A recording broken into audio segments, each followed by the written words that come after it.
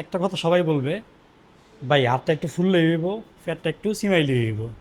আমাদের দেশে কমন একটা ব্যাপার হচ্ছে, যখনই বিগিনাররা জিমে আসে একটা কথা সবাই বলবে, ভাই হাতটা একটু ফুললে হইব, ফ্যাটটা একটু সিমাইলে হইব। তো বন্ধুরা, আজকে দেখাবো হাত ফোলারই ব্যায়াম, অর্থাৎ বাইসেপের ব্যায়াম বা বাইসেপের ওয়ার্কআউট। প্রথমেই যে ওয়ার্কআউটটা রাখবো সেটা হচ্ছে সিটেড বাইসেপ কার্ল। এটা আপনারা যারা নতুন বা বিগিনার যারা, তাদের জন্য এটাই সবচেয়ে সহজ ব্যায়াম। এটা দিয়ে আমরা শুরু করব। চলুন কীভাবে ওয়ার্কআউটটা করে সেটা দেখি।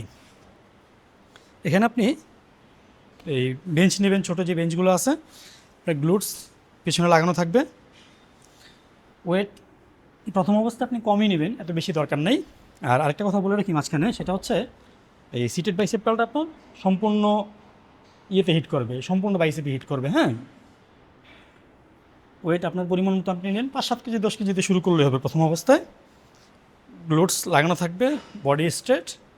আপনি মন চাইলে দুইটা একসাথে টানতে পারবেন, অথবা প্রথম অবস্থায় আপনি একটা দিয়েও শুরু করতে পারবেন।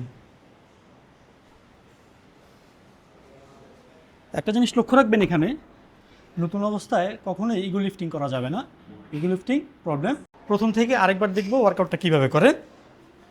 এখানে আপনার গ্লুটস বেঞ্চের সাথে থাকবে, বডি স্ট্রেট, ওয়েট নিলাম। আপনি যদি নতুন অবস্থায় হন তাহলে আপনি দুইটা একসাথেও করতে পারবেন, অথবা সিঙ্গেলে। এই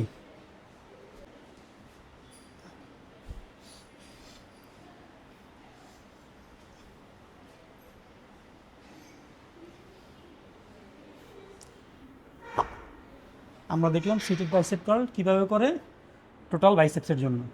থ্যাংক ইউ।